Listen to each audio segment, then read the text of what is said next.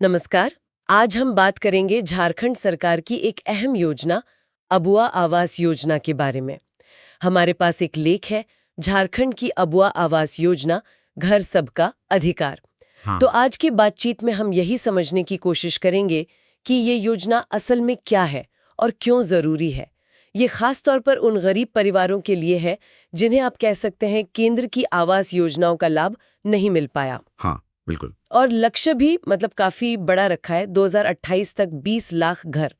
तो चलिए इस पर थोड़ी गहराई से बात करते हैं। हाँ, और इसमें इंटरेस्टिंग बात यह है कि ये योजना सीधे उन लोगों पर फोकस कर रही है जो सेंट्रल स्कीम्स जैसे पीएमवाईजी ग्रामीण या उससे भी पहले की इंदिरा आवास योजना थी। हाँ हाँ। जो केंद्र की मेन रूरल हाउसिंग स्कीम्स रही हैं, उनसे किसी न किसी वजह से बाहर रह गए थे। अच्छा। अभी का जो टारगेट है वो मार्च 2026 तक 8 लाख पक्के घर बनाने का है। ये भी अपने आप में काफी बड़ा है। हाँ। 8 लाख घर 2.5 साल में, ये तो वाकई महत्वाकांक्षी है। हम्म। अच्छा, ये योजना शुरू हुई थी 15 अगस्त 2023 को, मुख्यमंत्री हेमंत सोरेन ने लॉन्च की थी। जी।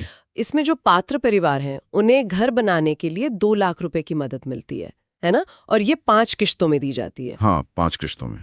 ये किश्तों का क्या लॉजिक है, मतलब क्यों एक साथ नहीं? देखिए, आम तौर पर ये इसलिए होता है ताकि जैसे जैसे घर का कंस्ट्रक्शन आगे बढ़े ओके। वैसे वैसे पैसा रिलीज हो।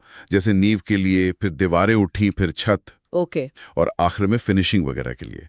इससे ये भी पक्का होता है कि पैसा सही काम में लग रहा है और एक साथ बड़ी रकम के मिसयूज का चांस भी कम रहता है। हाँ, ये बात तो सही है। अच्छा, तो सिर्फ पैसा ही है या कुछ और भी मदद है इसमें? नहीं नहीं, सिर्फ पैसा नहीं है, इसमें मनरेगा यानी MGNREGA के तहत 95 दिनों की मजदूरी का भी प्रावधान है। अच्छा। हाँ। तो एक तरह से घर बनाने की जो लेबर कॉस्ट है उसमें भी सरकार मदद कर रही है। ये सिर्फ एक छत देना नहीं हुआ, ये उस दौरान एक तरह से एम्प्लॉयमेंट सपोर्ट भी है। और जो घर बनेगा उसका भी एक स्टैंडर्ड तय है, 3 कमरे होंगे, एक किचन होगा और एक टॉयलेट। तो कोशिश ये है कि सिर्फ एक ढांचा ना हो, एक डिग्निफाइड रहने की जगह बने। ये अच्छी बात है, घर के साथ मजदूरी का सपोर्ट भी। लेकिन फिर वही सवाल आता है कि इतने बड़े स्केल पर ये घर आखिर मिलेंगे किसे? मतलब सही जरूरतमंद तक कैसे पहुंचेंगे? सिलेक्शन कैसे होता है? हाँ, ये बहुत अहम सवाल है। देखिए, इसका जो सिलेक्शन प्रोसेस है वो पूरी तरह से ग्राम सभा लेवल पर रखा गया है। अच्छा, गांव के स्तर पर? हाँ, एक स्कोरिंग सिस्टम बनाया गया है जिसके आधार पर प्रायोरिटी तय होती है।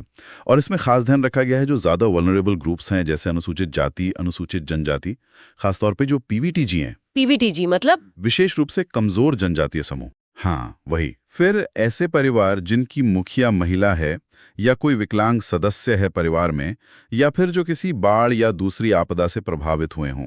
तो ये सीधा जुड़ता है योजना के उस लक्ष्य से कि सामाजिक सम्मान मिले, मतलब मदद पहले उन तक पहुंचे जिन्हें सबसे ज्यादा जरूरत है। यानी सिलेक्शन में एक सोशल जस्टिस का एंगल रखा गया है। अच्छा, अप्लाई कैसे करते हैं इसके लिए? ऑनलाइन होता है सब कुछ। नहीं, अभी एप्लीकेशन प्रोसेस ऑफलाइन ही है।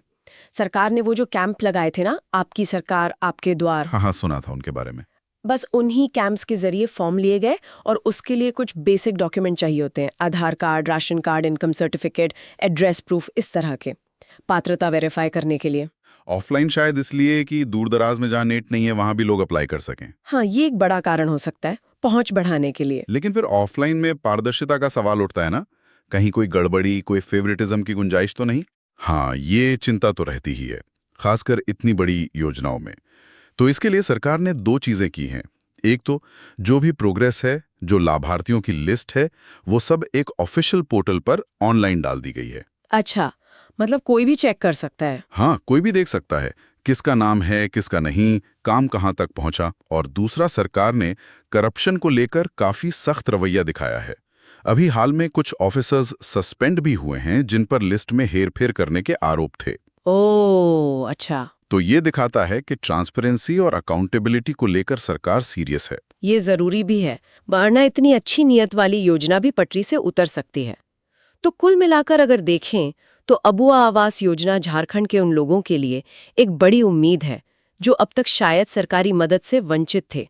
उन्हें घर और सम्मान देने की एक सोची समझी कोशिश दिखती है।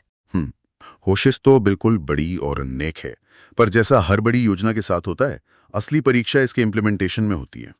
और इस बातचीत के अंत में एक सोचने वाली बात यह भी है कि अभी फोकस नंबर्स पर है, 20 लाख घर, और समावेश पर है कि सबको शामिल करें। ये ठीक भी है, लेकिन इसकी लॉन्ग टर्म सक्सेस सिर्फ घर बनाने से नहीं होगी। वो इस पर भी निर्भर करेगी कि जो घर बन रहे हैं उनकी क्वालिटी कैसी है, क्या वो टिकाऊ हैं, और क्या उन घरों में रहने वाले लोग वाकई उन नई बस्तियों का, समाज का हिस्सा बन पा रहे हैं। क्या उन्हें बाकी बेसिक सुविधाएं जैसे पानी, बिजली, सड़कें, स्कूल, स्वास्थ्य केंद्र मिल रहे हैं। सही बात है। क्योंकि सामाजिक सम्मान सिर्फ एक पक्की छत से नहीं आता, वो एक बेहतर जिंदगी के पूरे इकोसिस्टम से आता है। तो आगे ये देखना होगा कि योजना इस पहलू पर कितना ध्यान देती है।